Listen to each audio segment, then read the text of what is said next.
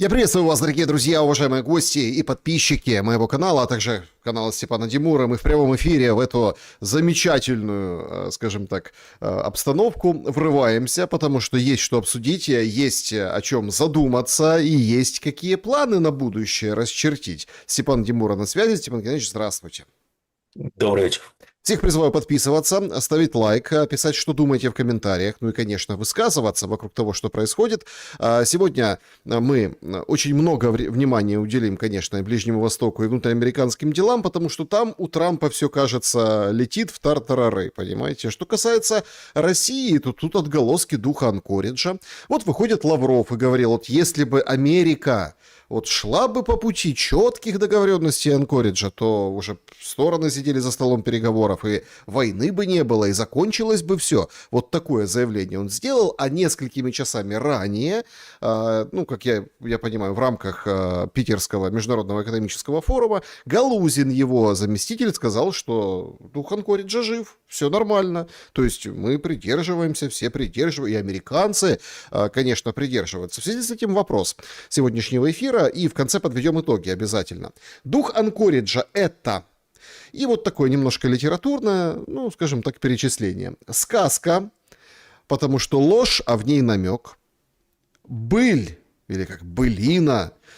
Ну, то есть дела давно минувших дней. Ну, правда, столько воды утекло уже с этого Анкориджа, что уже пора как-то все освежить и перекроить. Третий вариант — это трейлер. Самое интересное впереди. То есть мы еще вообще на пороге каких-то изменений мировых в плане войны, в плане экономики. В общем, мир сейчас вообще будет перекроен. А это вот только такая прелюдия какая-то. И четвертый вариант, он такой более категоричный, это утопия. Духа Анкориджа в том понимании, которым его транслируют, быть не может, потому что, ну, это невозможно. В общем, такие 4 варианта, голосуйте, выбирайте из них, пишите свои в комментарии. Степан Геннадьевич, давайте с этого начнем. Дмитриев выходит в рамках форума и говорит, завтра подпишут, вот, ну, вы неоднократно... МОЮ о намерениях документа. Да, и вы как бы неоднократно высказывались так достаточно критически в рамках этого, скажем так, намерения. Его озвучивали давно. Там 68 миллиардов нужно ввалить под землю и соединить Чукотку и Аляску. И завтра, собственно, проект будут торжественно освещать в Петербурге. Это тоже в рамках духа Анкориджа? И что вы думаете вообще о том, насколько Питерский экономический форум и дух Анкориджа, вот сейчас они совместимы и, в общем-то, ниточка с иголочкой друг без дружки не могут. Как там было? Машерочка с кем-то, да. Шерочка с Машерочкой, да. Вот. Ну, во-первых, чтобы ответить на ваш опрос, там ответа правильного нет, поскольку, ну как, каждый из ответов по-своему правильный, потому что не так давно, по-моему, может быть, неделю, может быть, 2 назад, заместитель министра иностранных дел Рябков объяснил, что такое на самом деле дух Анкориджа. Можете, скажем так, это загуглить. Из его объяснения лично я понял, что это как все время было с Бушем-младшим. Когда Путин прилетел с визитом в Америку к Бушу-младшему, который тут был президентом, тот отвез его на, как это у них называется, на стрелку с своим отцом Бушем-старшим. И после этого Буш-младший заявил, что он посмотрел в глаза Путина и видел там русскую душу. Примерно то же самое, что Путин посмотрел в глаза Трампу и увидел там американскую душу. Ну, это нам так объяснили. Раньше говорили, что какой-то секретный дух, а вот Рябков вышел и сказал, да нет, нет. Чего секретного нет, это просто вот такой дух взаимопонимания между президентами. Так а как этот дух может закончить войну? О чем тогда сегодня говорит Лавров? Ну, к духу-то там разные вещи прилагаются, да? Он и тут попахнет, и там попахнет. Ну, туннель, во-первых, да. Не получается у Трампа. Главное письмо о намерениях. Нет, это МОЮ, это манифест о намерениях. Ну, вот заключат вместо манифеста о намерениях с Ираном. Что-то там не получается, не складывается у него, как обычно. С Дмитриевым. А том, что будут строить туннель. Вернее, так продолжат изыскательские и проектные работы по туннелю. Ну, 68 ярдов, если кто знаком с земляными работами, то что у американских бизнесменов и чиновников, что у российских бизнесменов и чиновников, когда говорится 68 ярдов земляных работ, у них начинается очень активное слюноотделение. Да не плечи активное. Поэтому, ну, пусть поговорят, да. Дух Анкориджа, ну, вот Рубио выступал в Конгрессе вчера, его там сильно так насиловали по поводу международной обстановки. Он сказал, ну, смотрите, Америка России оружие не продает, продает его Украине. Америка финансовую помощь России не оказывает, а наоборот накладывает на Россию санкции, поэтому мы типа страна конфликта. И у меня, я повторяю свой вопрос, как страна конфликта может быть арбитром в этом конфликте? Для меня это загадка. Ну, с точки зрения, что ли, элементарной логики. Поэтому, наверное, у кремлевской какая-то иная альтернативная логика. Ну, скажем так, результаты пока что налицо. Для чего нужен был этот дух Анкориджа? Ну, вот, еще заметьте, что вдруг российских спортсменов стали куда-то допускать. Вдруг тут пошли разговоры, что даже с Чемизова, возможно, санкции снимут. М. Ну, это стандартная фишка, на самом деле. Как это могут не понимать? Ну, очевидно, что лично мне очевидно. Может, кому-то не очевидно, не знаю. Лично мне очевидно. Что в Кремле есть, по крайней мере, две башни, как нам говорят. Значит, одна башня – это за более, на мой взгляд, разумная, правда, представленная товарищем Дугиным и остальными, что называть ее разумной тяжело, как такие представители. Но с точки зрения ее политического расклада, я думаю, у нее более разумное представление о происходящем, особенно после того, как случился казус Ирана. А именно, что бесполезно с Западом разговаривать, у них одна цель – это уничтожение России, потому что слишком лакомый кусок, и этот лакомый кусок пока что достается китайцам. Отсылаю вас снова к книге 1903 или 1904 года британской политики внешней. Ничего не поменялся. И поэтому надо продолжать войну до победного конца, причем воевать, а не гладить противника.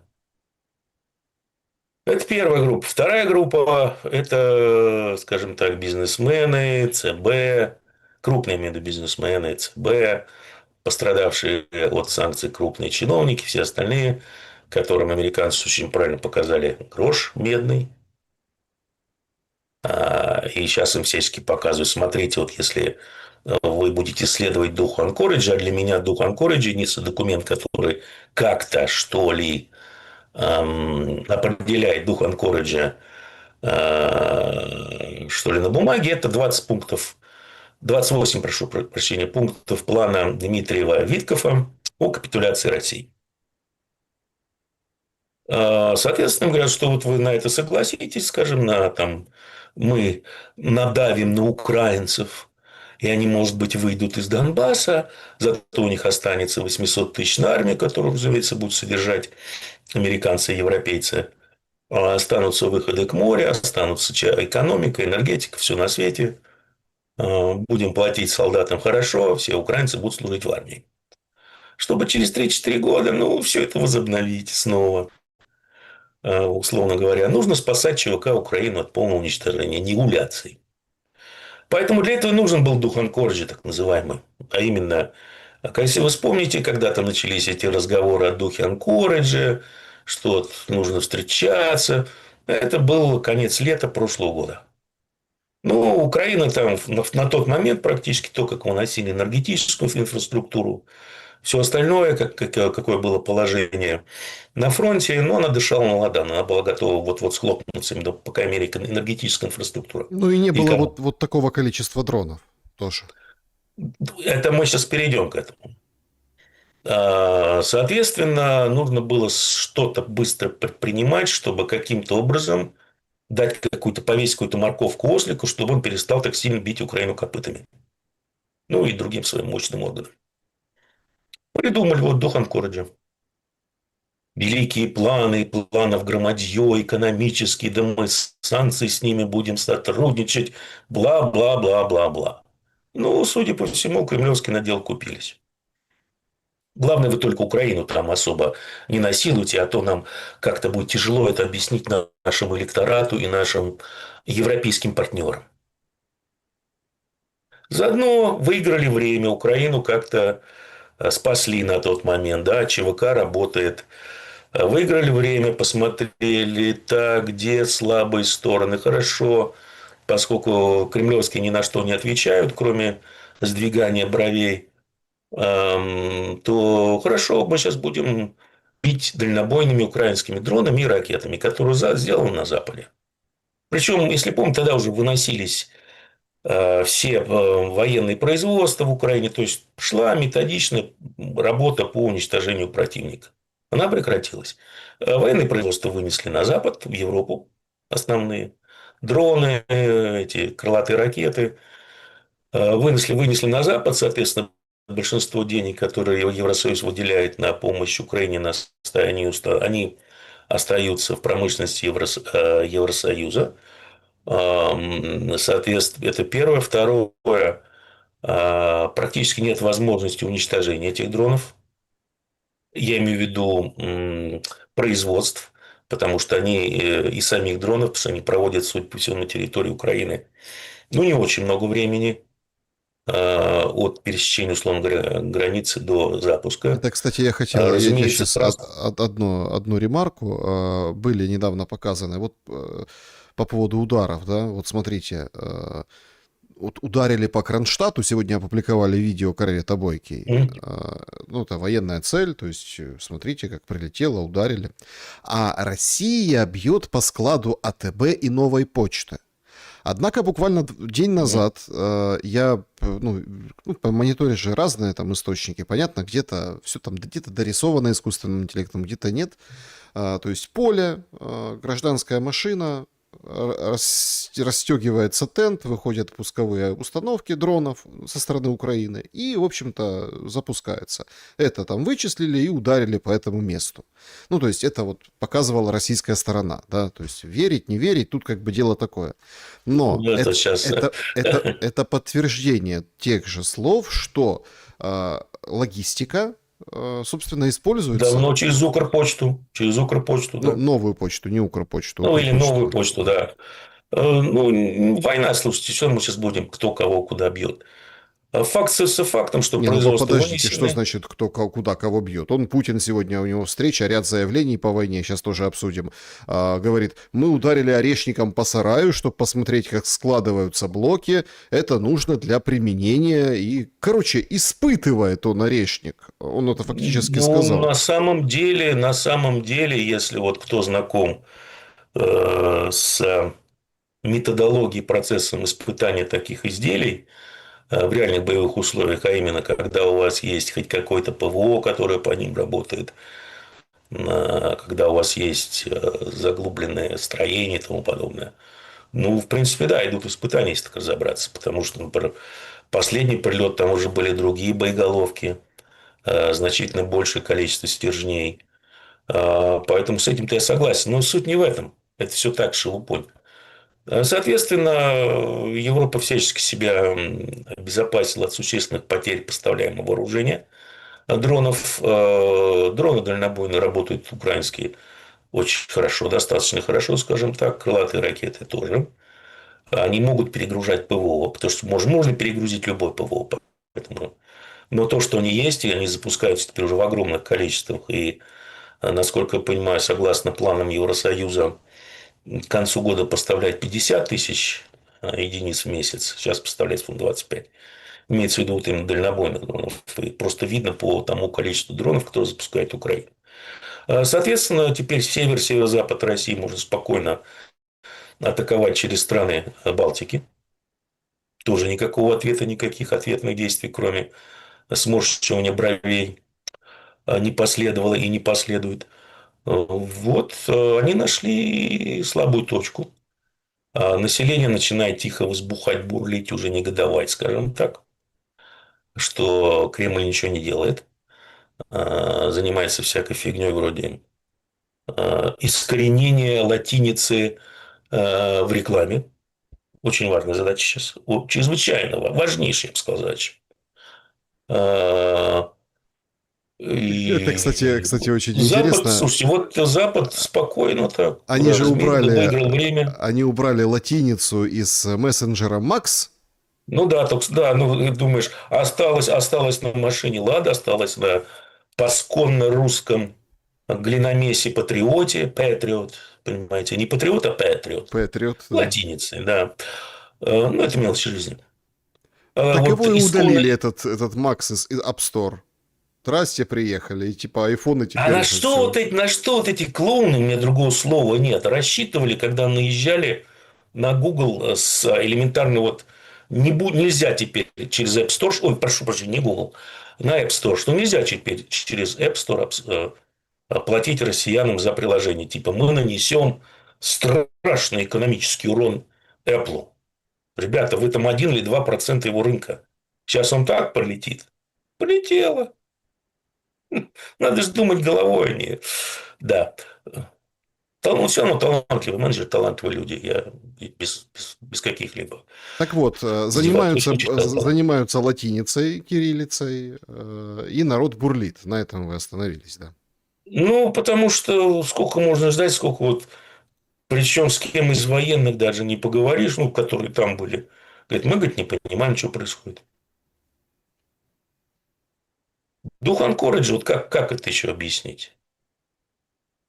И, соответственно, мы видим, что вот эти вот две башни, они сталкиваются и в повседневной жизни. В одной там делает я отличную рекламу товарищ Дугин.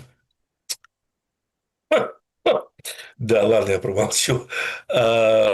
Второй башне отличную рекламу делает Ушаков с Дмитриевым. Народ на это смотрит, тихо офигевает. Поэтому очень интересная ситуация. Очень интересная ситуация складывается. Ну и, разумеется, у меня такое впечатление создается, что поскольку у нас, как сказали на ПМФ, постоянные глобальные вызовы, мы должны к ним подстраиваться, видеть их заранее, как выйти на траекторию устойчивого роста, так и не объяснили. Жалко, не было Набиуллиной. Там еще какие-нибудь первые выдала. Но будем ждать завтра речи Путина по поводу экономики. И там это очень хорошо видно, например, как вот эти две башни, грубо говоря, сталкиваются. М, Если мы вообще оценим этот Петербургский форум, понятно, что там это удар, там дерзость, его там оценивают как удар отчаяния там и так Да, далее. ну, слушайте, какое И так отчаяние. далее. Ну, это с российской стороны так Ну оценивают, да. что это вот наоборот, чтобы подтолкнуть к какой-то эскалации, наоборот. Пришли из Эстонии над водой. Ну, слушайте, какая эскалация? Ну, вот посмотрим на иранцев. Да, что сейчас делают иранцы? Они прекрасно понимают, что они контролируют ситуацию, что Израиль, что Америку вертели на причинном месте. Поэтому любой чих американский, он тут же следует ответ, который пока что, ну, наверное, раза в два, может быть, в три мощнее того, который был нанесен. Что делает, Это вы про удары. что вынужден делать Трамп? Ой, да перестаньте вы, какой там аэропорт накрыли. Ну и черт с ним. Понимаете, перемирие – это когда стреляют меньше. Чувак, брателло, ты же неделю-две назад там грозился вообще всех стереть в порошок. Тут тебя он по губам водит каждый день, а ты самый цауфа. Вот, ну, еще раз, я говорю, ну, прилетели из Эстонии низко над Балтикой. Поразили, что поразили? Нефтехранилище. У меня вопрос. А вот в странах Балтии что, мало нефтехранилищ? Есть. Там и газовозик большой запаркован, с которого они берут газик. Ну, нам поразили нефтехранилище, давайте их поразим. Пятая статья НАТО. О чем вы? Неизвестным дроном можно тоже. Да партизаны Вейншори, я не знаю, там. Бульбофацисты из Беловежской пущи. Хуситы. Ну, шел по севам Мурпути, там, я не знаю, ржавый хуситский сухогруз. В сопровождении атомного ледокола. Ну, хуситы коврики расстелили, молебельные помолились и фиганули. Что с них взять, хуситы? Надо креативно к этому подходить, а то прям... Так, смотрите, ну, мы неоднократно обсуждаем эту тему по поводу креатива и креативности, но тут есть очень важный момент. Все очень негодуют и говорят, что вот Путин терпит, но он же видит, что его ведут как раз-таки к вот этому сценарию, где он применяет силу против какой-то страны европейской.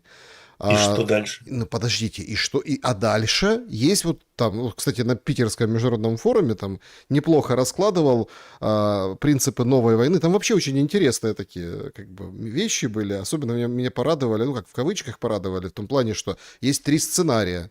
Да, да, есть три сценария, Инерционный, да. хороший и Да. плохой.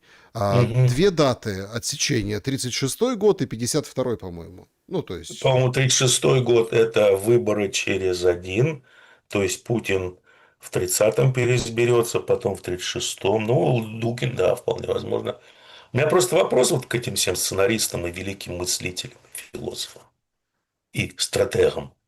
Как вы собираетесь дотянуть до этого времени с тем, что вы творите с экономикой? Вот как?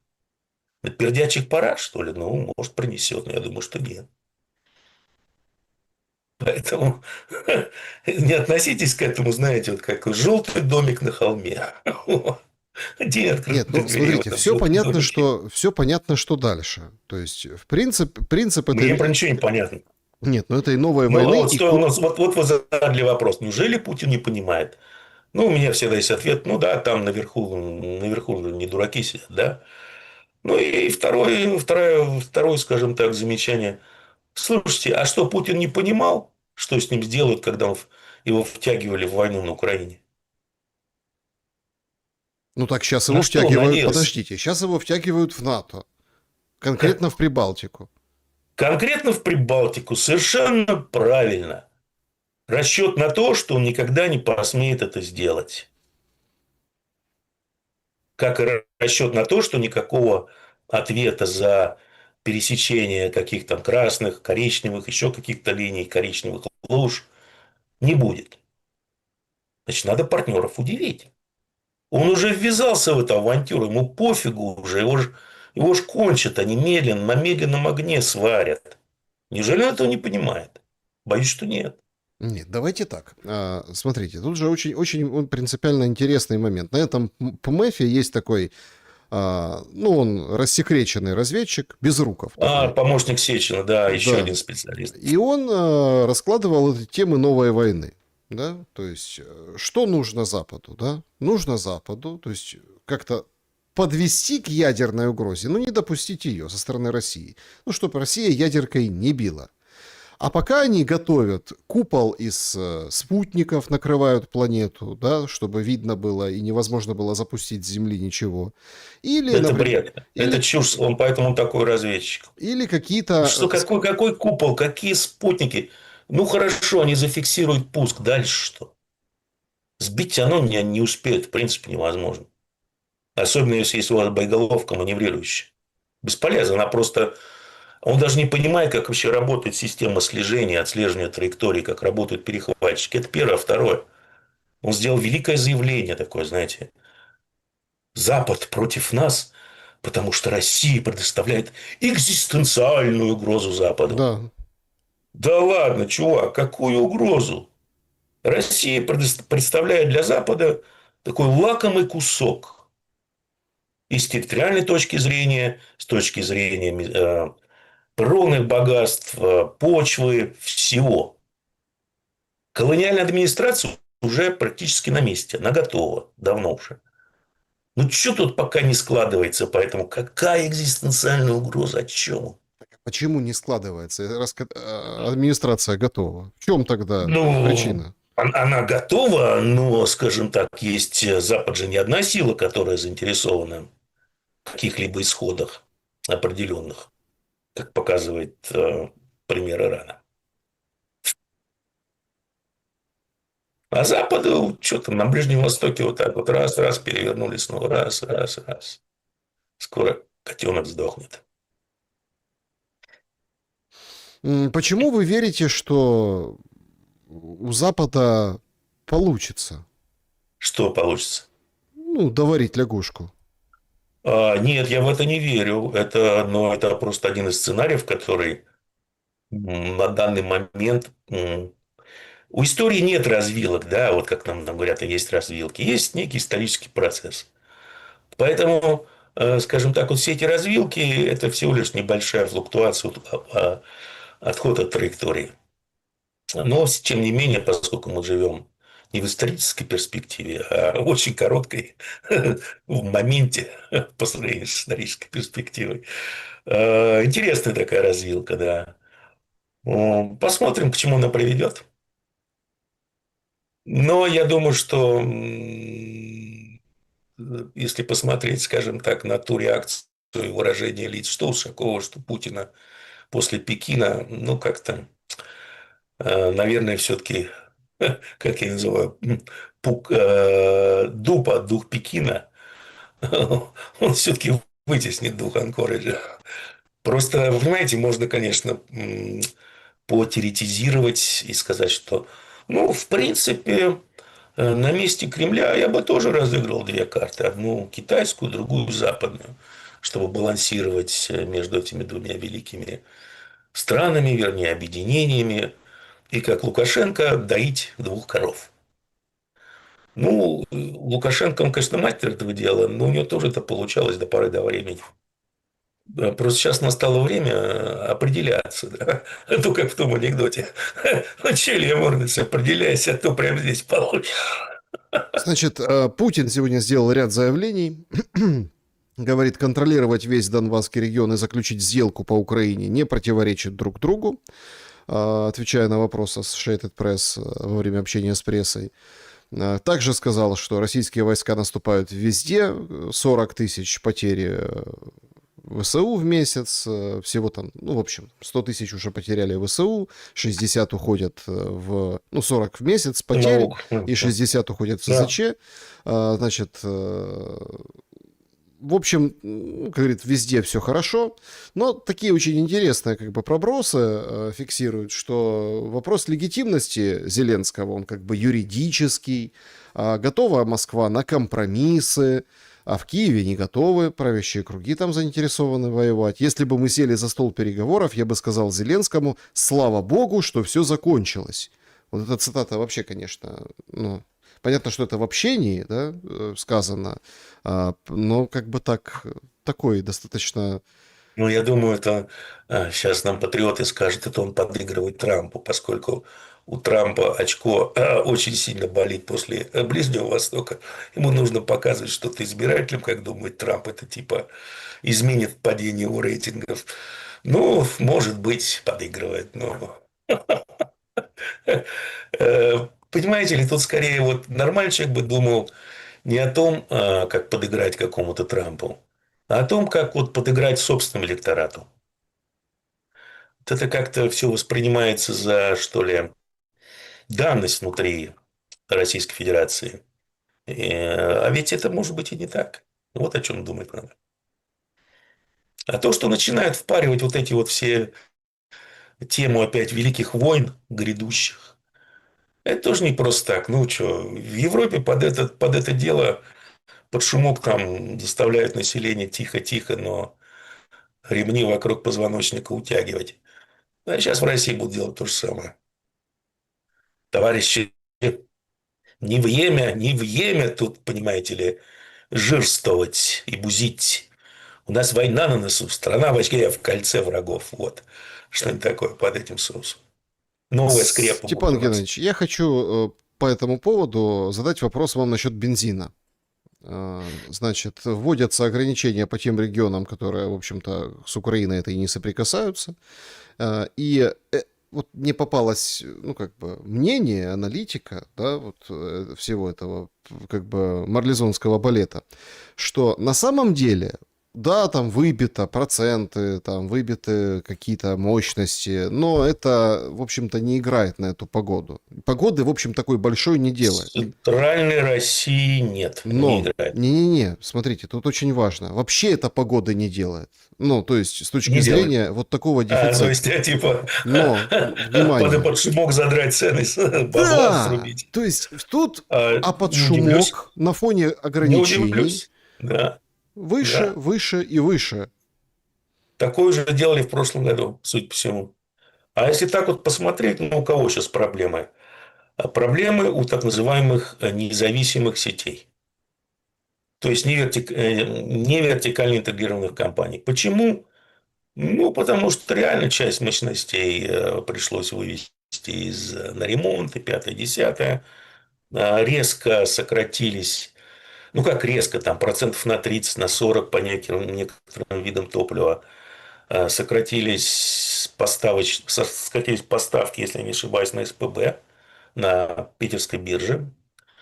Соответственно, цена выросла, и когда у вас есть вертикально интегрированная компания, которая получает эти самые, не бартер, и не тендер, что правительство им доплачивает, я забыл, как это называется. Ну, не суть важно. Когда она еще получает деньги от правительства, вертикально интегрированная компания, и сама производит топливо, то у нее все хорошо. И они могут держать цены, вернее, сдерживать рост цен в рамках инфляции. А независимые компании, пусть даже большие сети, у них нет собственного производства, поэтому они вынуждены закупать либо на свободном рынке, либо у крупных компаний. Соответственно, у них проблемы с маржинальностью. Сейчас в некоторых регионах просто независимые сети останавливают работу. Ну, потому что им невыгодно, они в минус работают. Если вы посмотрите на Крым, то там вертикально интегрированных компаний нет. Более того, действительно проблемы с логистикой.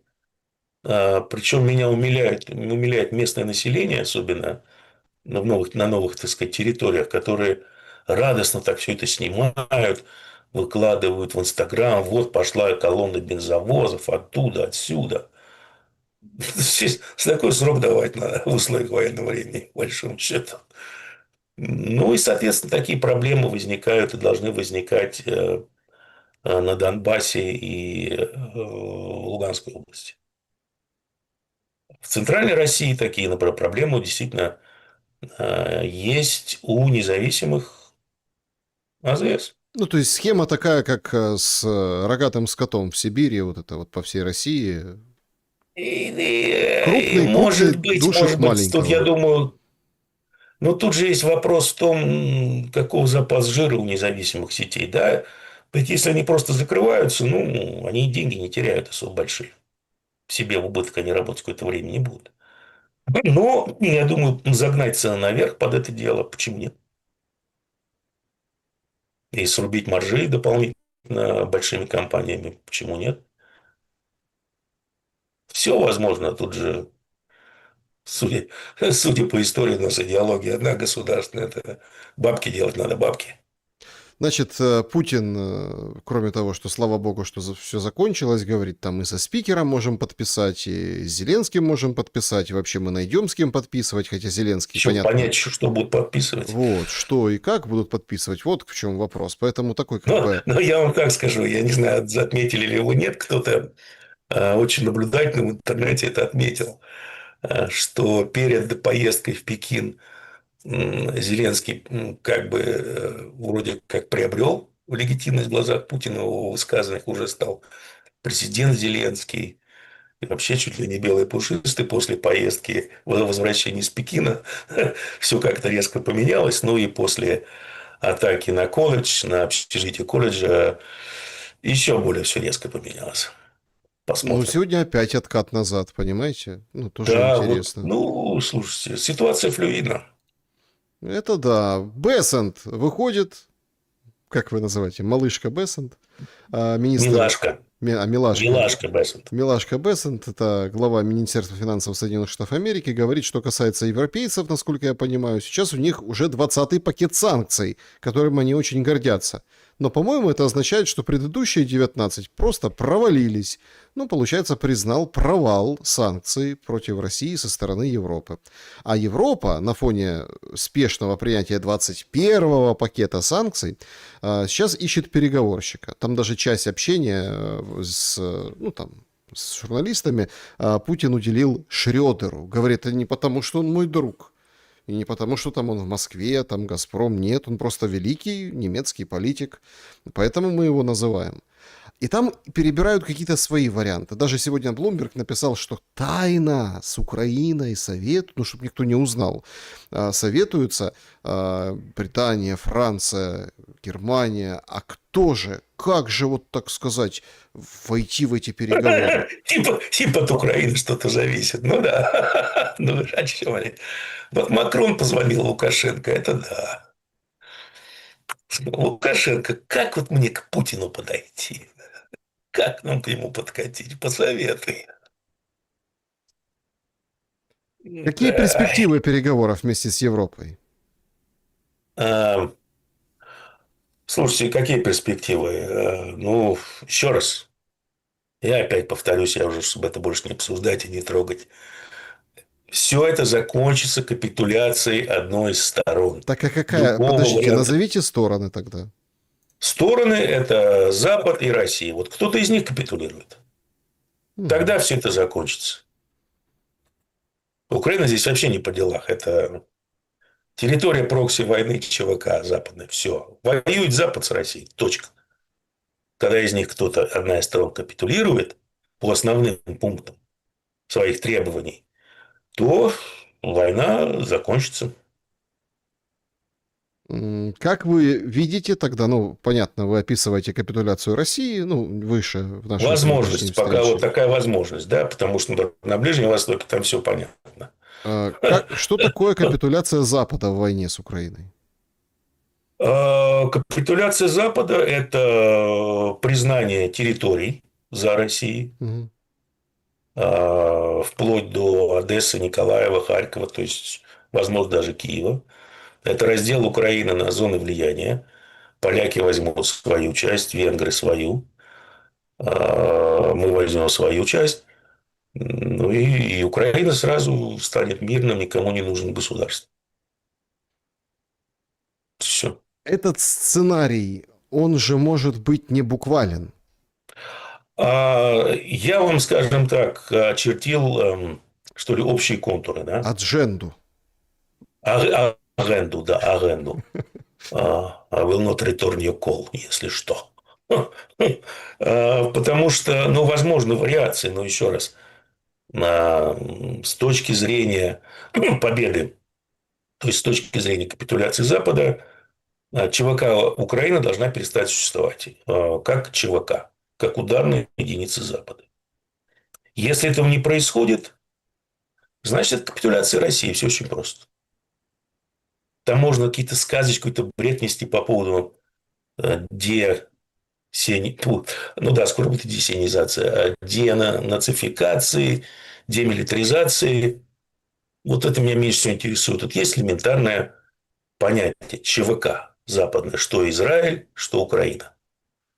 Если Украина перестает быть функциональной единицей, то есть армия, там, я не знаю, 50, вот Стамбульский соглашение, армия 50 тысяч. Никаких баз, ничего. Кому она интересна? Нет выхода к Черному морю. Кому она нахрен нужна? Кому? Будет спокойно жить и развиваться дальше, что там что от нее останется. Если же ЧВК сохраняется, вот, например, как план Дмитрия Виткофа, армия 800 тысяч, понятно, что украинская экономика, ну, она в принципе не способна поддержать такую армию. Значит, эту армию будет поддерживать Запад. С какой целью? Ну, чтобы, как они планируют там в 29 и 30 году, эта армия пошла не немецкие бургеры будут погибать и американские солдаты, а вот украинцы. Ну так украинцы, посмотрите, украинцы. Украинцы закончатся. Нет, слушайте, вот если все останавливается завтра, да, условно говоря, ну, у вас там ресурс еще где-то, наверное, миллион, ну, правда, коллеги и все остальные, условно говоря. Но сейчас же ведь всех украинцев из Европы выдавливают обратно мужчин. Вот выдавили их в Украину, да. Экономика, ну, какие-то жалкие остатки. как семью прокормить, как работать.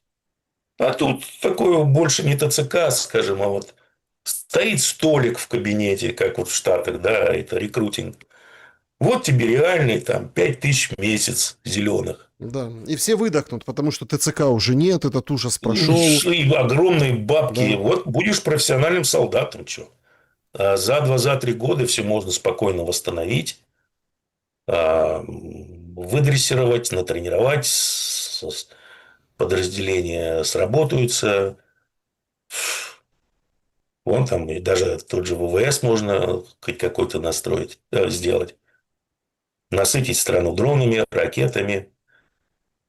И вот там новая, готовая практически огромная армия ЧВК. Если это случится, ну, Путин капитулировал. Если этого не случится, значит, Запад капитулировал. Мгм. Все очень просто. М, Вот как это смотрится, ну вот эта условная вот эта остановка, которая сейчас все говорят с каждого утюга, даже Путин говорит, да, говорит, будем подписывать, Корейский говорит, сценарий по линии разграничения, да. да, вот мы хотим, нет, ну там как бы условия, я так понимаю, Донбасс остается. Донбасс остается. Тут тоже такое все мутно и темно, потому что заявляется, что Украина должна выйти с территории Российской Федерации. Если посмотрим на изменения в Конституции, которые были внесены, да, то новые регионы вошли в состав Российской Федерации в пределах административных границ. Поэтому Украина должна выйти не только из Донецкой и Луганской, но и Херсонской, и, по-моему, даже Днепропетровской областей. Нет, Днепропетровская нет. Ну, Нет, а Днепро... что у нас там сейчас, подождите, что у нас? Это у Херсон, нас... Запорожье, да. А, вот, Запорожской, да, Запорожской области, да. А, В общем, если честно, то, конечно, вот нужно Ну, это понимать, последнее, что было озвучено, по-моему, Путиным, что это да. Песков Или озвучил о том, Песков. Ну, это это значит Песков. Путин. Ну, это значит, Бог его знает, что это значит, потому что Песков Но, по любит. большому счету, все время Путин, отвечая на вопрос журналиста, по-моему, CNBC, кто там фильм снимал, по поводу Пескова, он сказал, ну, что я всех контролировать могу. Приходишь домой, включаешь телевизор, там Песков опять какую-то пургу несет. Ну, в общем, да, вы правы. Хорошо, но тут же мы сталкиваемся с общей картиной. Вот сейчас в Украине нет ПВО. Ну, нет. Нет, да, его Украинцы нигде нет. считают, сколько у России цирконов. Там разведка докладывает, там что-то прикидывают, как их там делают. Говорят, да, успокойтесь, они там две штуки в месяц могут сделать, там типа, ну, Да, ракета осталась на 2-3 пуска, помню. не быстро. Но всего Да. есть 200, и сейчас вот фигурирует цифра, там, что 100 ракет в месяц может Россия запускать по Украине. У нас получается очень интересный коленкор. С одной стороны, мы видим, что у Украины там сотни тысяч дронов, вот это вот все из Запада прет. И это как бы оружие, которое вот там перегруз ПВО, то, что вы сказали. С другой стороны, ПВО нет.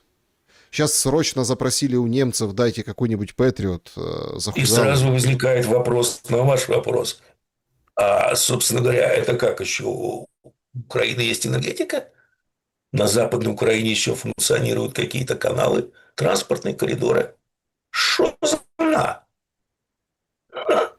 И тут получается очень интересная математика вот этой войны, потому что циркон стоит гораздо дороже, чем там сотня или сколько там дронов, Да. несколько сотен дронов. И поэтому по России будут бить дронами, и вот этими, ну это тоже, конечно, есть такой Штилерман, бывший российский товарищ, которого там Да, он судят. этот Firepoint, да, Firepoint, Да, да. тот, который Firepoint. Бабки пилят с этим, как его, с Гингричем, не Гингрич, кого там у вас взяли-то за Минтич, задницу? да. Миндич, вот, не Гингрич, Тот Миндич. вообще выдал, говорит, а что это Путин думает, что это очень тяжело в современном мире иметь ядерное оружие, а мы захотим и будем иметь. Просто мы выполняем свои международные обязательства, говорит. Не, ну, говорить-то может все что угодно. Вот. И, понимаете, Нет, то в есть... принципе, не тяжело. В принципе, еще раз, ядреную бомбу можно собрать в гараже.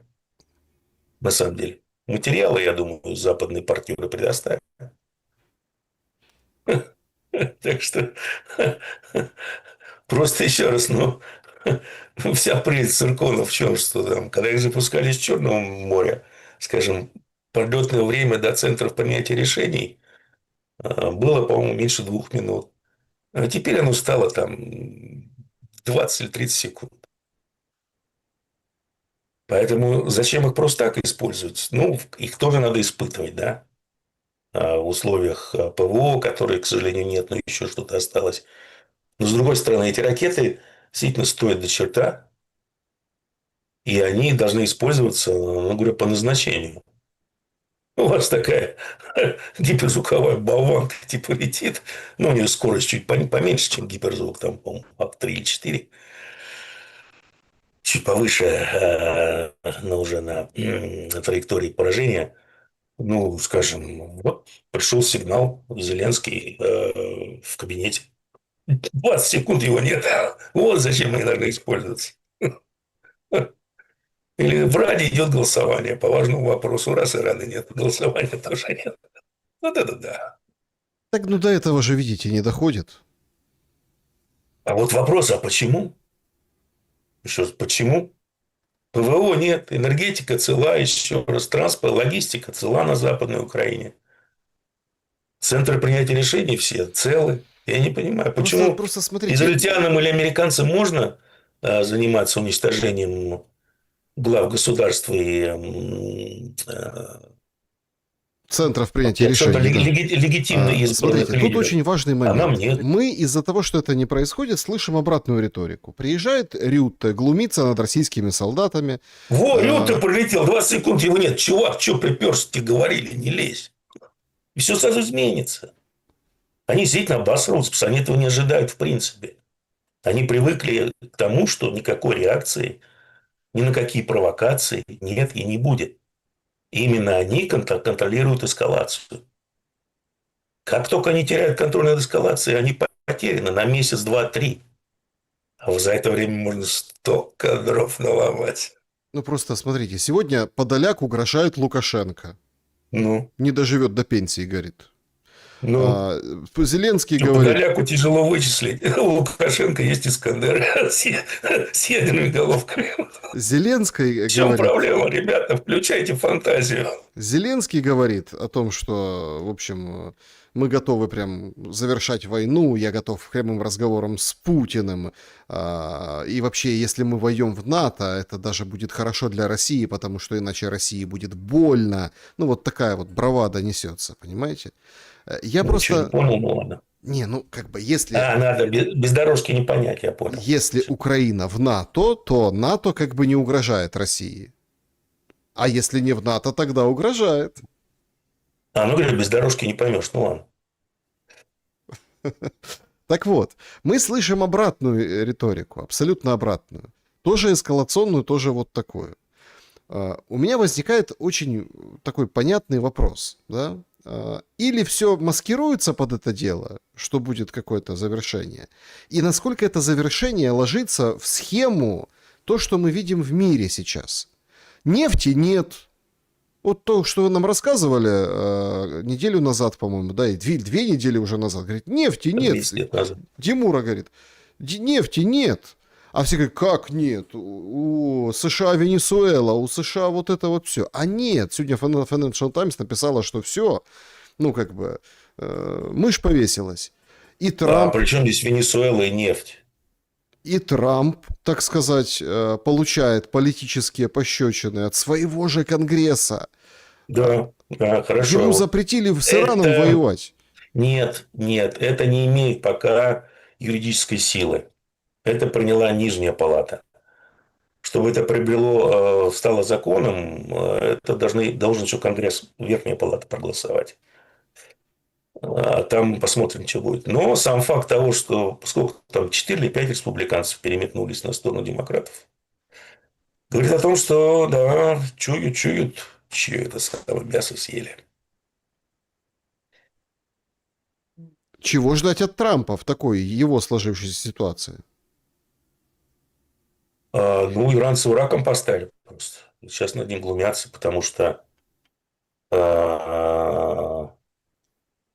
скажем так, там это можно списывать на провокацию служб безопасности Пакистана, но значит, была такая информация, прошла. Я ее перепроверил, ну, по своим, исходя из своих возможностей. Но она примерно так соответствует действительности тому, что происходит, а самое главное, она была, этот план, скажем так, был известен узкому кругу давно, что рано или поздно дяденька Ким Чен Ын, товарищ Ын, перестанет сидеть без дела, его тоже привлекут к этому делу. Ну, корейцы с иранцами хорошо делились ракетными технологиями, хотя большинство разработок иранские, но тем не менее. Значит, буквально ситуация была следующая, что 28 или 29 мая. Чтобы вы поняли, о чем будет речь, смотрите. Если вы посмотрите на то, что сейчас делают Израиль и США с Ираном, они то же самое, вернее, США и западные партнеры делают с Россией. А насколько не получилось, обосрались. На Ближнем Востоке вообще жиденько. Хорошо, будем снова резать солями. Будем вводить новые санкции, что против Ирана, что против России, дух Анкориджа, Трамп наш 2. Будем, значит, устраивать провокации, постоянно держа Иран в тонусе. Надеюсь, будем увеличивать экономическое давление, устроим блокаду Ирану и тому подобное морскую. Ну, с блокадой Ирана они очень сильно обосрались, потому что Пакистан, он, во-первых, снизил тарифы на 40% для Ирана, во-вторых, открыл 6 маршрутов через свою границу и через порты. Если раньше Иран осуществлял логистику в основном через морскую, через Дубайск, то теперь через Пакистан, минуя блокаду американскую. Так вот, значит, Иран передал сообщение. Иранцы, в отличие от кремлевских, прекрасно понимают, что это такое. И они, грубо говоря, передали следующее сообщение. Значит так, братаны. В наших договоренностях о прекращении войны фигурировал Ливан. Вы, наверное, что-то не поняли. Если поняли, то ваши пуделя не поняли. Объяснить своему пуделю, что пока это как раз перед тем, как Израиль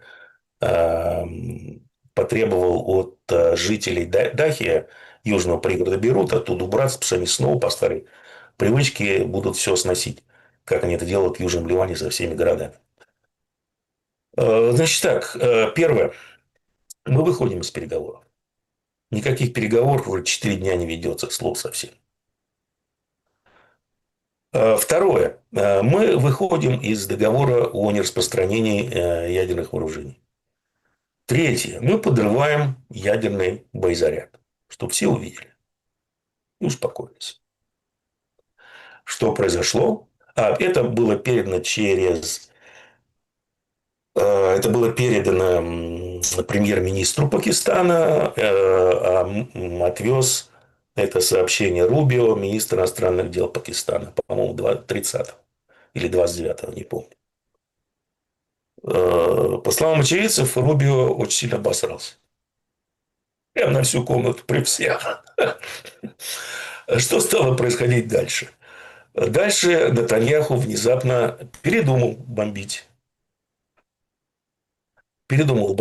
Бейрут, передумал бомбить ливанские города, и тут же уже начался отвод израильских войск из некоторых городов Ливана, южного, куда заходит ливанская армия. Трамп начал, как все говорить, переговоры идут, вот подпишем, что-то там наш корабль обстреляли. Ну, слушайте, бывает. Да, Кувейт, бывает. И что теперь делать пиндосам? Так подождите. Потом Трамп выходит и говорит: слушайте, вы достали тут меня всегда. Армуз такая фигня, если даже до сентября он будет закрыт, ничего не произойдет. Ну да, порастет немножко, нефть упадет. дело житейское. Вообще и с Аятоллой он ладит Вот что там теперь. произошло. И, Сейчас, в и принципе, с Нетаньяху все хорошо. И с Аятоллой тоже, может, даже да вообще встретимся. Натаньяху лапочка, Вы друг лучший. заметили, что Да. очень похожее заявление Путина и Трампа по поводу своих визави? Да, да, Вот прям очень похоже. Путин говорит, да, да, встретимся, хотим с ними, хотим не с ними, найдем с кем да. встретимся. Путин говорит, нет у Украины ПВО, все, нет, у нас есть, у них нет. А, Поэтому бомбить мы их не будем. Мы гуманисты. ну, то есть очень похожие вещи происходят. Эти в 4 руки играют. Там скорее не руками играют, а как ваш президент на рояле. Судя по результатам игры. Так что вот интересная ситуация. Да нет, я думаю, здесь просто жадность, она губит фраеров. Это мы и наблюдаем. Это еще Брzezinski написал в своей последней книге. Нетаньяху. Всех погубит жадность. Нетаньяху. Что с ним дальше будет? Интересный вопрос. Он вообще такой уникальный товарищ. Он без мыла может влезть в любое отверстие тела. Весь, в том числе в ушные раковины. Поэтому, скажем так, политически он, конечно, мощнейший борец, хитрец. Но, как говорится, на каждую хитрую еврейскую попу есть черный властелин молодого аятоллы. Я думаю, ему конец, как и Израиль. Потому что Иран... А самое главное не это. Самое главное, что где-то, наверное, через 6 месяцев Кувейт, Саудовская Аравия и Катар попросят Пиндос официально на выход. Степан Геннадьевич, Да, и вернемся. сформировалась НАТО Да, в заливе. значит, смотрите. Это вообще нечто новое. Зеленский публикует открытое письмо Путину. Предлагает начать прямой переговорный процесс. Прямой переговорный процесс между Украиной и Россией. Ну, тот, который он запретил Да, да, закон не знаю. когда-то, да, ну, неважно. Значит, провести личную встречу для В Москве. обсуждения завершения войны. Заявляет, что Украина готова к полному прекращению огня на весь период переговоров, а контроль за соблюдением перемирия, по его мнению, могли бы обеспечить США. Также Киев предлагает обмен военнопленными всех на всех, возвращение вывезенных детей, гражданских лиц, а затем обсуждение долгосрочных гарантий безопасности. В письме Зеленский предложил определить конкретную дату встречи, отметил, что она могла бы пройти в Швейцарии, Турции или одной из арабских стран. По его словам, к двустороннему формату впоследствии могли бы присоединиться Штаты и европейцы как потенциальные гаранты будущих договоренностей. Значительная часть письма посвящена критике российской политики. Зеленский также заявил, что Киев располагает данными о планах Москвы по продолжению войны в 27 и 28 годах. Ну и в конце говорит о том, что предупреждает в случае отказа от переговорного пути Украина продолжит воевать и говорит, что линия фронта сейчас – это линия, с которой должна начаться дипломатия. Ну, это то же самое предложение европейцев, да. Так, все, останавливаем боевые действия. Все прекращается у линии разграничения, перемирие. А потом, после перемирия, мы там будем о чем-то договариваться. Та же самая пластинка, мы тоже проходили. Будет интересно, кремлевский в этот раз клюнут или нет. Вот это интересно. Да. Но риторика благостная у Путина сегодня. Но Наверное, опять что-то пообещали. тут смотрите. Ну, не тоннель же через Чукотка-Аляска. Подождите. Да, но это не те деньги, слушайте. Смотрите, тут же... Он серьезно, уважаемый, Тут очень важно. авторитетный человек. Кроме того, что я нахожу сходство в поведениях и риторике Путина и Трампа, я нахожу сходство в приемах Зеленского. Он же недавно писал письмо Трампу на деревню дедушки «Дайте ПВО». А сейчас пишет, опять-таки, письмо Путину. Ну, это же он написал письмо после того, как Рюта приехал, неожиданно, правильно? Какую-то маляву передал ему, да? От кого-то. На самом деле, еще раз, затея любых переговоров с Зеленским – это идиотская затея, потому что он никто, и Украина – это ничто, это ЧВК. Это оружие. Вы же не будете разговаривать с пистолетом, вы будете разговаривать с человеком, который держит этот пистолет. Поэтому любые переговоры с Украиной о чем? Вы вообще кто? Вы пистолет. Мы будем говорить с хозяином пистолета, тот, кто его держит. Потому что у нас с ним проблемы, а не с вами. Поэтому я говорю, вот сейчас станет ясно, даже по заявлениям Кремля, как они будут реагировать на это письмо Зеленского. Если они объяснят Зеленскому, что, брателло, ты вообще никто, и с тобой не имеет смысла разговаривать, и мы это уже проходили. Мгм. Ну, это одно. Если начнется, о, да, ну ладно, давайте мы создадим рабочие группы, которые создадут группы по подготовке. И вообще, в принципе, идея не такая уже плохая. А еще раз, идея заключается в том, что прекращение боевых действий, остановка поля соприкосновения, перемирие, которое будет использовано Западом для вооружения украинской армии, будет использовано для пополнения рядов и тому подобное. Ну, а дальше, может быть, мы вам что-нибудь пообещаем. Какие-нибудь непонятные обещалки вам дадим о безопасности, имею в виду про Россию. Уже проходили, но... Ну, посмотрим на реакцию. Это будет очень показательно, на мой взгляд. Если пошлют сразу Зеленского, ну, да. Здравый смысл еще не покинул эту комнату. А если нет, ну, понятно. Сливаемся. Ну, такие достаточно эпохальные вещи с точки Ну, зрения для этого кого письма. как. Эпохальные вещи происходят в заливе, а здесь так. Смотрите, и я вот сейчас тут смотрю, пересматриваю это письмо с большой буквы все. Даже Россия с большой буквы. И Путин с большой буквы. Как-то так, знаете, У него как-то новый спичрайтер. как-то удивительно все. Да, значит. Ну, он переживает, говорит, я забочусь об В украинцах. украинском народе. Ну, Конечно, ну это такая стандартная история. Москва с большой буквы, Валдай, да, Россия. Классно. причем интересно даже вот эти все снова разговоры, что вот американцы не могут повлиять. Мгм. Это как американцы не могут повлиять на Натаньяху. Мы не Алена можем Порше. ждать, пока... Один телефонный звонок, и все угоманиваются на раз-два. Мы не Вообще, можем слово совсем. ждать, когда там вот американцы все свое порешают. Да. а, И дойдет очередь до нас. Мы предлагаем прямые переговоры. Да, в аккурат после обстрела Киева, в аккурат после визита Рютте. Хотя тональность совершенно противоположная была этого визита и, собственно, последних заявлений самого Зеленского. Но письмо такое же, конечно. Ну, скажем так, выписано. Я тут пробежал. Ну, то есть парад в Москве опять упоминается, да.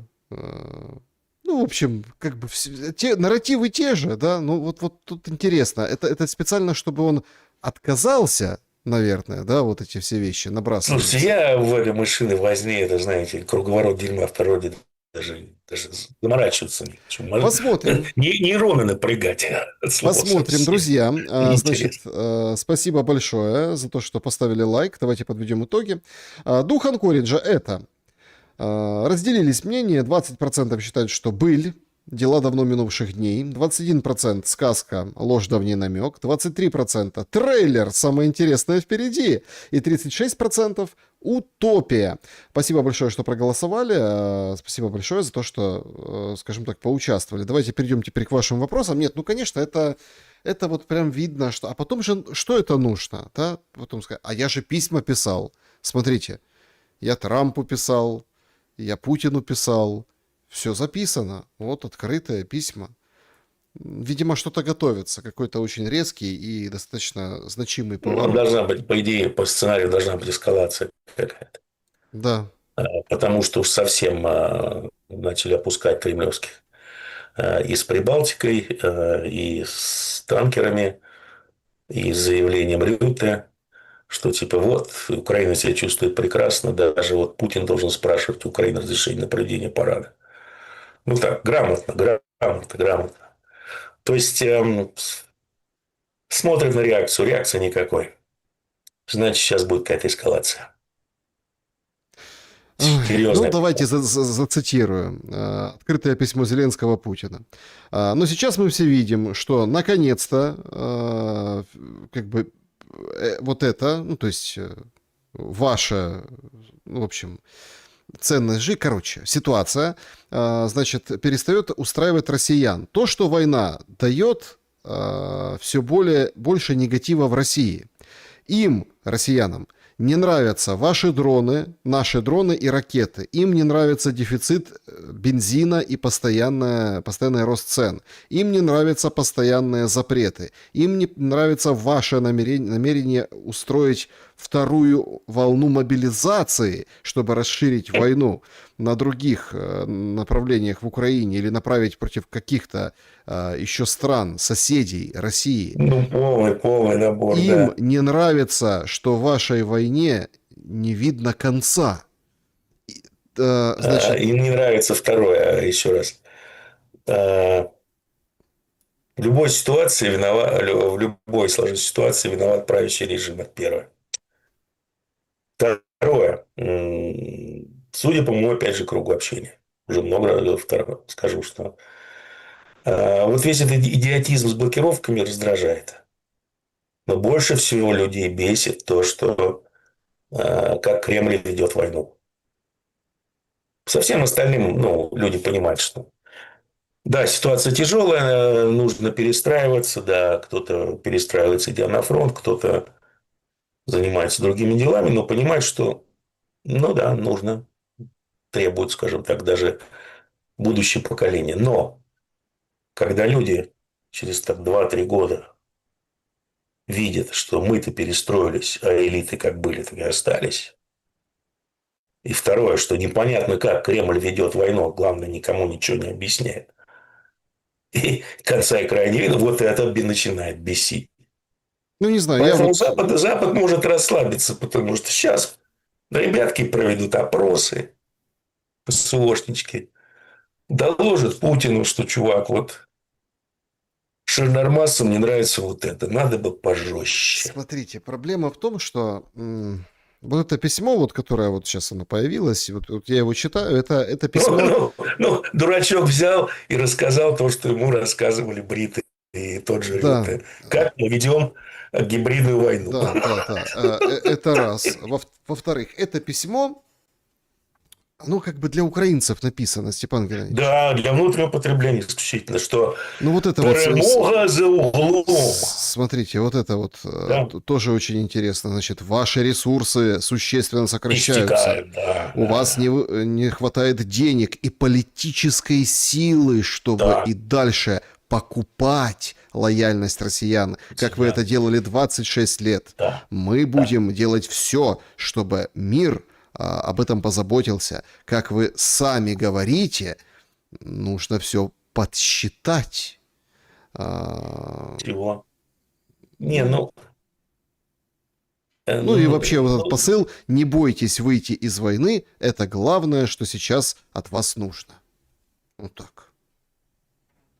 Потужно, Степан Геннадьевич? Путин это потужно. Это дюже потужно. Это прям вот щиро потужно. Вот прям. Да. Ну да, спасибо, рассказал всем, как ведется гибридная война, на какие болевые точки давят. Дальше что? Не, просто мне интересно, это финальный аккорд? Нет, это, знаете ли, смотрите, идет эскалация, что, скажем так, они эскалируют ситуацию внутри страны. Ну, элементарные вещи. Там сейчас опять начали мутить с этим шенгенскими визами. Гейропидоры. Вот где-то, вот знаете, вот тут ущипнуть, тут ущипнуть, типа вот 1000 порезов, да, начинают заигрывать с ближним кругом Путина. Чемизов там будем снимать с вас санкции. Там с какого-то большого олигарха сняли санкции, хотя я уже не помню, по-моему, с Мельниченко. Но он же давно там на своей яхте где-то, правда, сейчас из Дубайска, наверное, отъехал. А нет, это, может, даже не отъехал, не проходила его яхта. Значит, там сидит. И вот начинают всяческие какие-то маленькие клинышки здесь, там вивать. Это называется гибридная война. Все, что сделал Зеленский в своем письме, рассказал про основные болевые точки, которые действительно используются в гибридной войне с Западом. Он рассчитывает на то, что вот украинцы сейчас проникнутся великой идеей, что нужно снова чуть подождать, и все закончится, будет хорошо. Хм. Да, Ну, слушайте, ну, я уже, вот на это самом же, деле, это вот, настолько все. вот это же очень Это вот на важно. кухне посидеть, пообсуждать, даже Вот неинтересно. это вот Да очень не важно, важно. это никакого значения не имеет. Нет, очень важно, что нет понимания, что будет после, понимаете? Ну, то есть, нет этого Я вам понимания. открою страшную тайну, даже у закулисы нет понимания. И для них, к сожалению, знаете, они как самураи. Цели нет, есть путь. Да, путь ин в переводе с Да, английского путь. Да. да, внутрь, путь ин. Так, У друзья, Криса Риса отличная песенка Highway to Hell. друзья, давайте перейдем к вашим А вопросам. Road to Hell, прошу прощения, Highway to Hell несколько иных ребят. Музычек есть. Да, значит,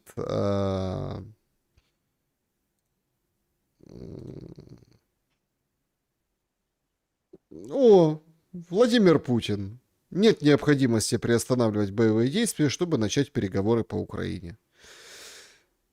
Вот так вот. Обнадеживающе. Это вот, Нормально. это вот так вот.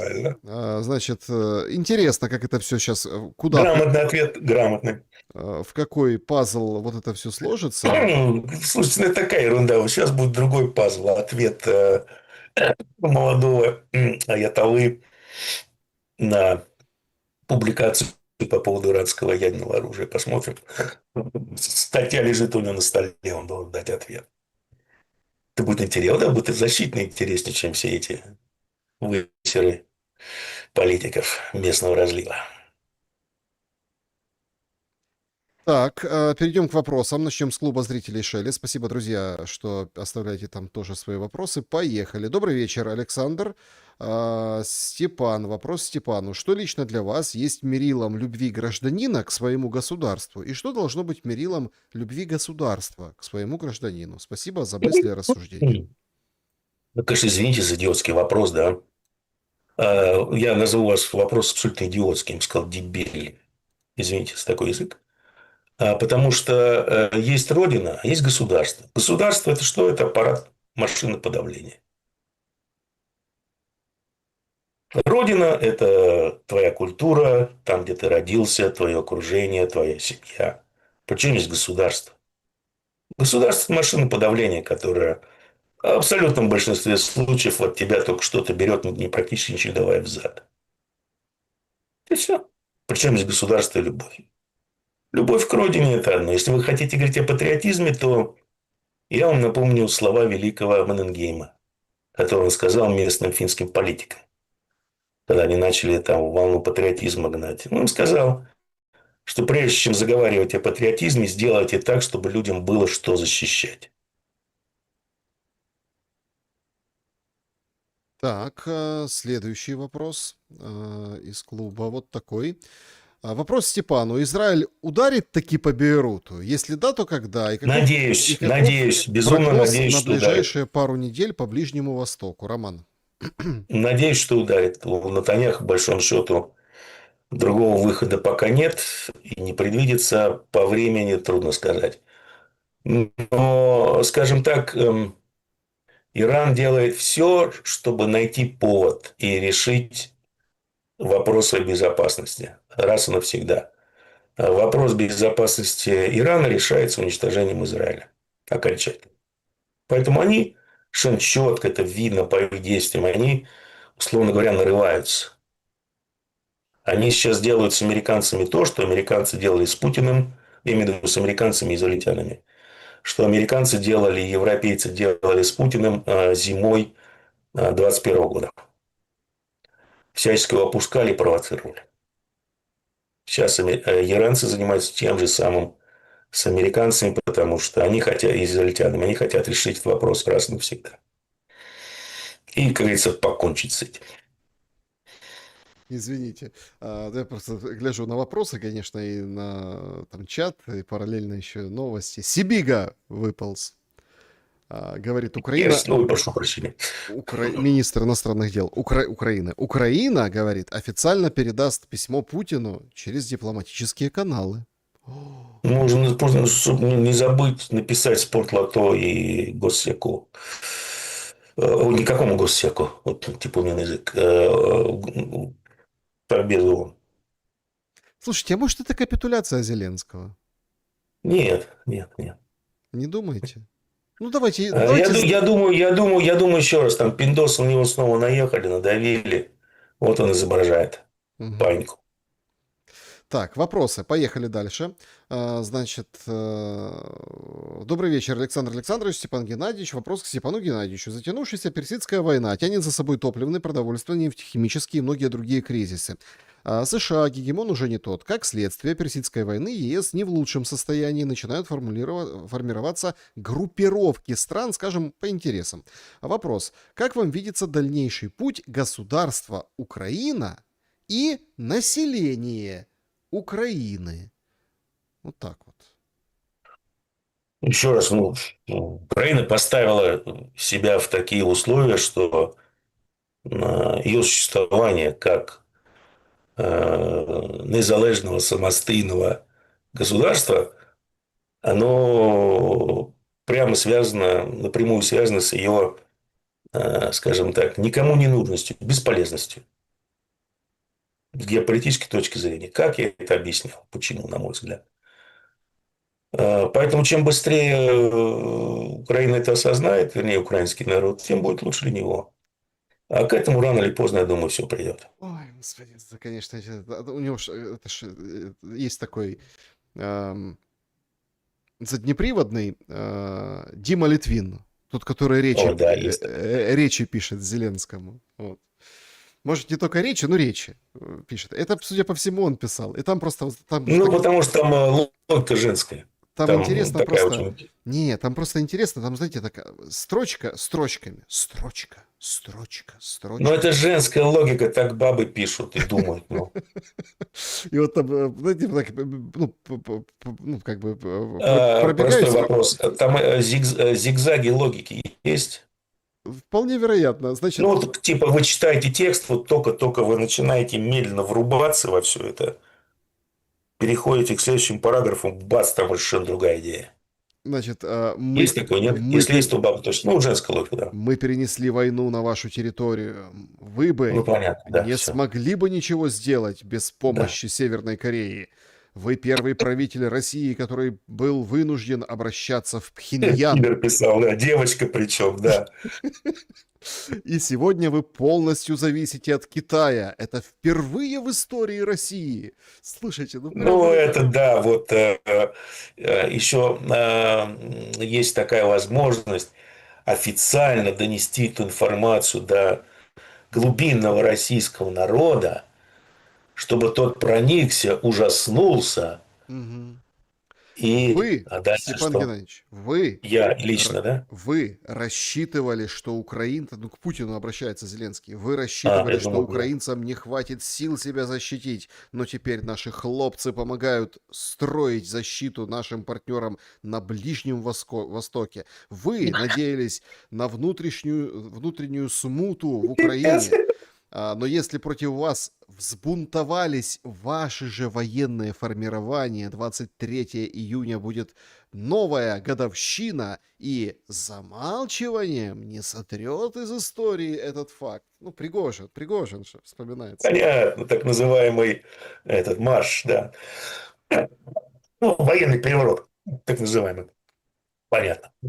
У меня простой вопрос. Извините, сейчас мы перейдем дальше к вопросам зрителей, но просто это конечно, это надо, это отдельно, это надо, не знаю, радиопьесу надо, вот поэтому... Нет, это, знаете ли, такой вброс манифеста. Да, так вот. И А мне... это не для, если сначала было похоже, стали дальше читать, это было похоже для внутреннего потребления. Не-не-не, это для глубинного народа Российской Федерации. Да, значит, Вот мы вас возьмем, и вот вам сейчас всю правду расскажем, и макнем вас мордой в собственное дерьмо, чтобы вы ужаснулись от глубины тех глубин, в которых вы оказались.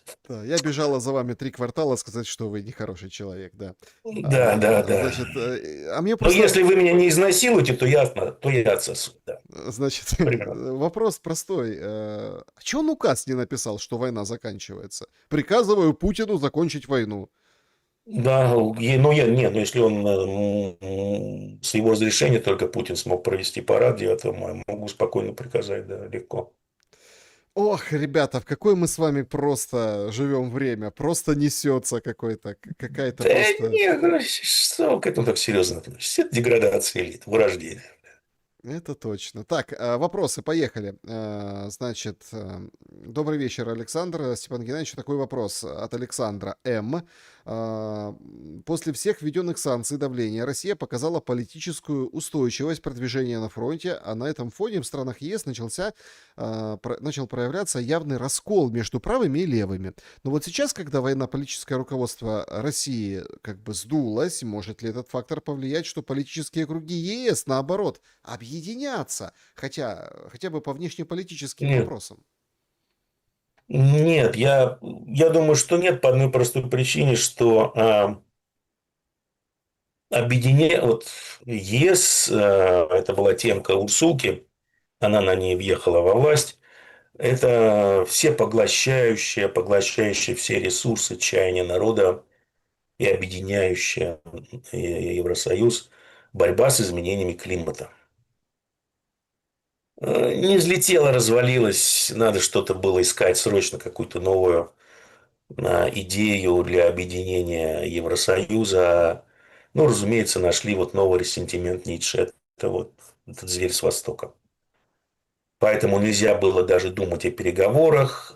Каждый, кто отступал от линии партии, считался нацпредом, подлежал расстрелу. И тут, значит, вдруг пошли темы про переговоры с Россией. Все это моментально разрушило этот ресентимент. Все. К нему уже не вернуться. Поэтому понимаете, раскол на правых и на левых там принципиальный раскол, например, в Германии и отношение к России, войне с Россией там находится на 101-м месте. Так, следующий вопрос. Значит, комментарий, конечно, да, это все предал Зеленский народ Украины, пишет политолог А почему, как? Кость Бондаренко, написал, что предал Украину, потому что Россия написал с большой буквы. Ну, тоже то, чтобы... Вот, ну все, ну пипец. Сейчас его бендеровцы повесят на суку этого Сейчас Зеленского. начнется, Степан Геннадьевич, сейчас Да. начнется. Так, значит, это сообщество сейчас вопросы берем, конечно, ну, это нечто. Так, Из всех щелей да, полезли тараканы. да уж, значит, У вас там весело, даже веселее, чем у нас. это точно. Значит, я думал, питерский... Нет, такого нет. Понимаете, у нас даже с ним ни Милонов не сравнится, Нет, ни так смотрите, Федоров, ни Дугин. форум, форум. Нет, нет, нет, Роботы, у нас таких роботы нет. танцуют. Там вот это вот все. А вы видели, как там в роботы в футбол играли? И я рыдал и плакал. Эти, Это абортыш робота Федора в футбол играли. как их там, да, ну, вот эти все там блюда, которыми кормят. Делегация из США, Рубио говорит, а я не знаю ни о какой делегации. То есть тоже интересный момент. Ну, Да, какой-то педофил приехал известным, который впоследствии его встречали хлебом и солью. Красивые девушки, молодые. Пипец. Ой, прошу прощения, плохое да слово сказал. уж, значит, так, Степан, так когда же бахнут? Хадж прошел. Подскажите примерные даты. Поставлю на полимаркете $50. К вам буду без претензий. спрашивает у вас пользователь. Ну, ставьте на ноябрь. Опять ноябрь. Да, опять ноябрь. Проклятый месяц. Поехали в чате трансляции. Александр Зицер. Здравствуйте. Вопрос Степана. Спросите, пожалуйста, у Степана про мобилизацию, которая должна быть якобы осенью. Я так понимаю, в России. Ну, уже, я не знаю, там осенью мобилизация, по-моему, уже третий или четвертый год идет, да. Это как все время Медведева снимали, по-моему, с десятых лет. Я просто не вижу, вот лично я, ну, опять же, я делаю ошибку, потому что рассуждаю с точки зрения логики обывателя, которому ничего не известно, наверху уже не дураки сидят. Ну, вот рассуждая с логикой обывателя, э, обладая очень скромными познаниями в этом сабже, будучи сварливым скуфом, я рассуждаю так. Что ж мобилизация? У нас, по-моему, уже который год по 300, может быть, даже, наверное, больше уже, 400 тысяч в этих самых Ну, контрактников. 35 в месяц, да. Да, ну вот. Хорошо, мобилизация плюс к этому, грубо говоря, вы хотите еще набрать резко, ну, не знаю, 500 000 человек. Простите, а где вы для них оружие наберете? Мундирование. Может быть, у нас есть так много тренировочных лагерей, где они смогут провести как минимум 6 месяцев. Или 3 месяца для слаживания обучения. Ну, с этой точки зрения, с точки зрения военной логистики, это совершенно идиотская идея, на мой взгляд.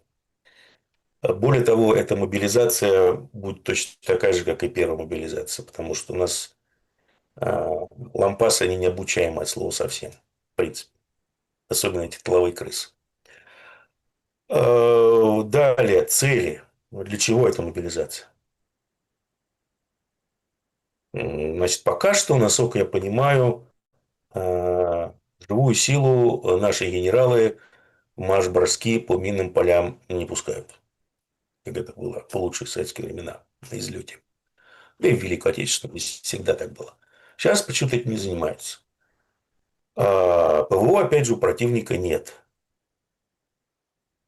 Он не выносится под ноль.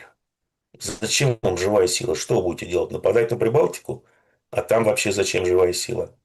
Прибалтика обнуляется, я не знаю, за 2-3 дня просто с воздуха. Ее же никто не собирается завоевывать, ее просто хотят обнулить. Необитаемая территория нахрен кому нужна?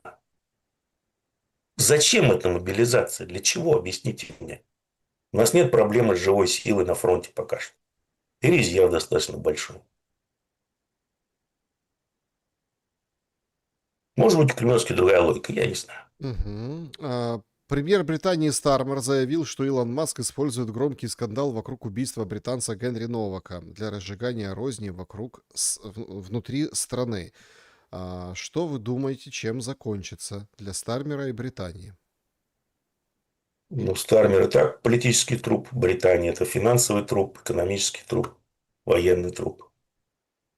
Осталось у Британии мощнейшее оружие. Это Милфочка во главе Ми-6, а именно мягкая сила. С помощью которой они реально могут еще много чего делать. То, что вы говорите, я такой даже не отслеживаю. Нет ни времени, ни желания. Все. Не-не-не, там Британию качнуло серьезно. Да, слушайте. Убили, значит, там два британца. Один черненький, другой беленький. Беленький, как бы его зарезали. 20 сантиметров, А, 20 сантиметров нож был. значит, британец, 5 я ножевых понял. ударов. Все на дыбах. И Он до не сих пор, черненький, еще раз, он не черненький, он сикх. Это разные и вещи. до Он не сих черненький, пор, ну, темненький имеется в виду, до сих он пор темненький. вот это вот все происходит, и до сих Да, пор шатает. ну, слушайте, ну, хорошо, ну, зарезал. Чем закончились волнения, аналогичные волнения там были года 1,5-2 назад? Ужесточили законы против белых, избирательное наказание белых. Ну, Да, сейчас то же самое будет. Ну, щелк. вышли на митинг белого, отоварили-то и все. Пофигу Да. вообще. Ну, реально. Ну, Ну, это есть такое. Не Тут я с вами чешите, как там в согласен. Советском Союзе был анекдот, два друга разговаривают после нескольких кружечек пива по пол-литра. Слушай, знаешь, что-то меня это самое беспокоит. Политическая ситуация в Гондурасе. Он говорит, слушай, да не чеши этот Гондурас, и беспокоить не будет. Да. И манту не мочите, друзья, тоже. Дай манту не мочите. И требуйте долива пива после осадки пены. Вопрос. Степан Геннадьевич, что вы думаете насчет реинкарнации духа Пригожина? Или максимум можно рассчитывать на душок из-под подола кремлевских бабушек? Я думаю, душок. Такого, как Пригожин, не будет уже, да, вы думаете? Нет. Здравствуйте. Всех буйных, адекватных и способных уже либо посадили, либо отправили в ссылку. Здравствуйте. Вопрос Димуре. Как он объяснит обмены телами 1000 на 30, 1000 на 40? А Зеленский говорит все наоборот. Не, ну это официальная статистика, что мы отдаем 1000, украинцы 30. Как это объяснить? Вот. Возможно, там навести тень на плетень, что, мол, это все потому, что мы наступаем, а украинцы отступают. Ну да, возможно, тогда вопрос, а чего вы своих не забираете? Ответ очень простой. Если его забрать, значит, его можно идентифицировать. Соответственно, он не пропавший без вести. А тогда Зеленский должен платить бабки. Ну, поэтому Да, все все просто так. пропавшие без вести. Все Да, просто так, кроме денег. да, да. Вопрос. Если начнется ядерная война, что раньше применят, Сармат или Посейдон? И кто в конечном счете будет уничтожать Израиль ядеркой? М, Значит, ну там претендентов много на самом деле. Китай, потому что они официально заявили, я об этом уже говорил, что если Тель-Авив применит ядерное оружие, то он перестанет существовать как государство. Иран, я думаю, что у них все готово, потому что забыл сказать, да, молодой Атала отменил решение Фетова своего отца о разработке и применении ядерного оружия. Да. Все. А кто там, скажем так, поставил технологию, ну, есть два или три хороших кандидата. Там же самое главное создать миниатюрный девайс. Не обязательно термоядерный. Термоядерная бомба никто не говорит. А миниатюрный девайс, который спокойно встанет на ракету, скажем, с дальностью 2-2,5 тысячи километров. В нем будет, я не знаю, там может быть 50, может быть 100 килотонн, может даже больше. И все. Значит, здравствуйте. Вопрос. Правительство США попросило автопроизводителей в Детройте перейти на производство боеприпасов и оружия. Это они готовятся к большой войне, спрашивает пользователь. Они пока что не готовятся к большой войне, они пытаются хоть как-то восполнить свои запасы. Потому что у них они практически потратили, ну, не все, но по томагавкам у них осталось порядка 1000 ракет всего. По Ирану они использовали 1500, чтобы вы понимали. Патриотами вообще задница. САД, ну, САД можно забыть, как о классе оружия, которое было когда-то у американцев. Они вот развернули новый радар где-то недели две назад на базе в Иордании. Как раз его сделал не Райтон, а этот... САД это радары делал, по-моему, Райтон. Нет, не Райтон. Локхид Мартин. Ну, не суть важно. Они его развернули за тех, которые вынесли иранцы. Развернули, проводили тестирование. Через 20, по-моему, 6 часов частично с техническим персоналом он был уничтожен. Поэтому им нужно восполнять много чего, прежде чем даже заикаться, смотреть в сторону э, Востока, Юго-Восточной Азии. Александр Баджо, ну, в общем, Александр, значит, извините, просто через собачку не могу прочитать правильно, да, фамилию там на латинице. Хазин считает, что мировой кризис начнется осенью, тут и до мира недалеко. В принципе, кризис закончит войну. Как вы считаете? Ну, обычно кризисы, если показывает история, если посмотрите на кризисы, а это, скажем так, нижняя траектория, нижняя часть траектории Кондратьевского цикла, например, они всегда сопровождались войнами, поэтому кризисы никогда войны не заканчивали, наоборот, их разжигали. Да, друзья, спасибо всем большое за то, что побывали на нашем прямом эфире. Пожалуйста, подписывайтесь и не забудьте лайк поставить. Это очень важно, потому что, например, там мой канал подсанкционный, да, и это надо, чтобы немножко YouTube, он так периодически, ну, надо приводить в чувство, да, поэтому сейчас будет как раз тоже такой период, давайте проведем. Я не знаю, Степан Геннадьевич, конечно, это во время эфира выпалшее письмо Зеленского, но мне И кажется, реакции сторон, самые бесценные это реакции сторон, да. мне кажется, что это, ну, это все. Это крышка Зеленскому. Это, вот, понимаете, вот это, вот это настоящий шаг отчаяния. Ну, смотрите, что я вот сейчас, пока вы говорили, так думал, ну, не то, что думал, а что мне это реально уже настолько все и стало Доело. монопенисуально, что, ну, смотрите, американцы против него начали мощнейшую кампанию, потому что он играет с европейцами. Не факт, что, еще раз, американцам не нужен никакой мир с Россией. У них какие-то, у них два варианта. Первое. Повесить Путину огромную морковку, чтобы он начал ползать от Китая. Если это не сработает, то ну, надо тогда начинать эскалацию с Россией. На данный момент, в данный момент Украина мешает им вешать эту морковку. А, Потому что, ну, скажем так, кремлевские это, конечно, не иранцы. Да, бабушки не могут быть дедушками. Денег на пластику нет от слова совсем. Но, тем не менее, ну, даже им нужно все-таки, ну, понимая их бэкграунд, да, даже им нужно показать, что они имеют дело с авторитетными людьми. Не со шнырями какими-то фраерами, которые за базар не отвечают, говоря языком кремлевским, а с авторитетными людьми. Хорошо, мы признаем, что, как Рубио признал тогда, что США ведет прокси-войну с Россией руками Украины. Рубио сказал, да, Украина – это наши шныри. Не поняли, вы с своими шнырями разобраться не можете? О Да, чем тогда с вами базарить? вчера он подтвердил, что мы не продаем оружие России, не вводим санкции Ну против да, да, Украины, ну да. типа вот вы не можете с Украиной разобраться или не хотите? Вот и все. Поэтому американцы решили, хорошо, если мы пойдем будем пробовать первый сценарий, вешать большую морковку и много лапши на уши кремлевским, то ну, надо им тоже какую-то кость кинуть. Потому что пока что мы им кидали санкции, люли и прочее. Ну, как Трамп наш. Сейчас у нас Трамп наш 2. Значит, нужно угомонить эту шестерку, кинуть кость. Она не хочет угомониться. Потому что она полностью легла под европейцев.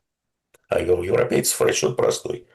До промежуточных выборов осталось всего ничего, после этого Трампа не будет. Он будет хромая утка, на него можно просто класть. Вот и тянут время, пытаются. Трамп через Миндича, через всех этих начал мощный наезд через Ермака, начал мощный наезд на Зеленского, на всю вот эту вот вертикаль власти Зеленского. Не понял Зеленский. По всей видимости, был новый наезд. Я думаю, там Витков приезжал с этим Зятёк и как его. Витьков и Зятёк и Дядьков. Шнырёк, они не просто так приезжали, они что-то да, что-то привезли, показали, сказали Зеленскому. Тут же примчался Рютте, потому что, наверное, Зеленский пожаловался европейским партнерам, что мне обещали очко порвать. Что будем делать? Тебе сказать, спокойно, чувак, сейчас мы опять этого рыжего придурка разыграем, как лоха. И Зеленский выпускает такой вот манифест. Да, мы готовы к миру. чтобы типа потом сказать Трампу: я предложил, Путин отказался. Все, виноват Путин.